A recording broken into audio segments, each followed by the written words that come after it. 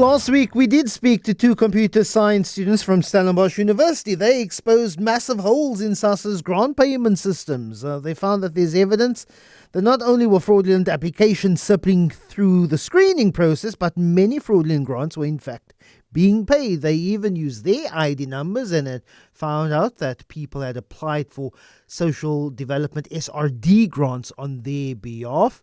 They also then went around the campus of Stellenbosch University asking students for their ID numbers. They then punched it into the computer and say, look here, someone has applied for SRD grant on your behalf. They were then invited to the Portfolio Committee on Social Development in Parliament yesterday. I'm joined now by Bridget Masango, the chairperson of that committee. You said you'd report back to us once you've heard directly from these two students. Bridget, what were your thoughts in them detailing just how easy it was for them to find out whether grants were paid or applied for fraudulently or not? Good morning, Lisa, and your listeners. It was a mind-boggling situation for at least the Portfolio Committee on Social Development to just imagine the scale of what could be happening as the students were detailing for us what it is, how easy it was for them to just find out how many people had already applications active in the system, as the system would tell them that this application is active, and also for them personally to have had bank accounts opened on their behalf and money being paid into those separate bank accounts. It was a very concerning issue to imagine how much could have already left the coffers of government to people that are ineligible. Bridget, the SRD grant has been running, for 3 years now since the COVID-19 pandemic? 2020, yeah. Has it been audited yet? Has the Auditor General made any particular finding on whether there be illegal or illegitimate behavior when it comes to the SRD grant? Has it passed all sorts of auditing tests to ensure that those who have applied are those people who receive? Yes, the Auditor General has been auditing this grant very closely, and I believe that it was one of the many or of a few grants that they were required to pay special attention from inception. And the Auditor General has been very vocal and very open about the payment of grants to ineligible people and about the actual controls that are not robust enough to protect, to make sure that those who should get the grant get it, and those who should not don't get it.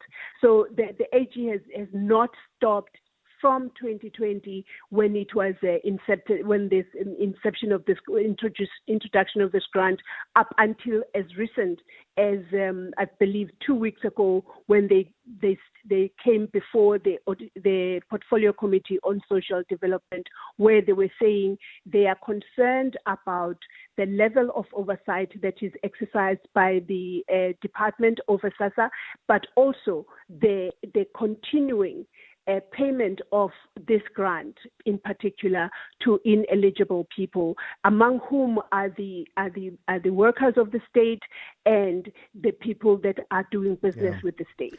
I don't believe that these are isolated instances of people just randomly typing in an ID number. If you look at what Via Gosai and Joel Sidras did, they used February 2005, people born in February 2005, and there were 82,097 births in February 2005.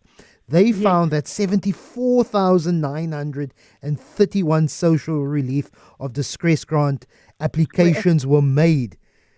That's almost all of the people who were born in 2005, which makes me believe this is wholesale. This is wholesale graft, wholesale corruption. This is systemic, and this is all planned. It can't be just, let me try my luck and see if this fake number is accepted. This seems as it's coordinated attacks on the social relief of distress grant system. Bridget? Yes, I agree with you. And it was one of those shocking revelations to us when they presented that particular slide, Lester, because there is no way that all the people that were born in that year, in that month of that year, could have, almost all of them could have applied for the grant. And to say also that whilst their investigation or their findings are not revealing that as the grants are active, the applications are active, have there been payments made? But their own personal ones, their payments were made last year in November, I believe, for one of the students. So which means that how many then of the 91% of the people born in February 2005 are not only active applications, but are actually in payment at the moment, which is, I believe, the reason why the minister didn't even allow Sassa to present their right of reply, obviously, and said they have to go back. They just have to go back and work on this. So even the minister says before you even apply and dig yourself into a depot, actually go back and bring back credible information. That's what Minister Nokozolo Tulashi told Sassa in the committee yesterday. Yes, that's exactly what she asked for from the committee, and we granted that because we would rather have a 30-day period of waiting for South Africans, and then hopefully we get a presentation that speaks to the issues that were raised and the gravity of the issues that were raised, and then just give a wishy-washy presentation yesterday. Bridget, just finally, one or two messages here in the tone of stop the grant. Clearly there's corruption. Clearly it's going to people who it's not intended for, but still the SRD grant is a critically important grant, whether it be 370 Rand a month, that could be possibly the only 370 Rand a month. We're talking about baby along with bathwater stuff, but gosh, if there is widespread corruption, clearly and prima facie case of that, we also have to protect those who are receiving the SRD grant legitimately. Yes, we have. These are life-saving grants. We will recall, South Africa will recall that this grant was introduced at the worst time for South Africans who are unemployed, who are many becoming unemployed because of COVID-19. And so these are life-saving grants. In some families, that is all. That is the only income that's coming in. You will have to live on this 370 Rand for the whole month.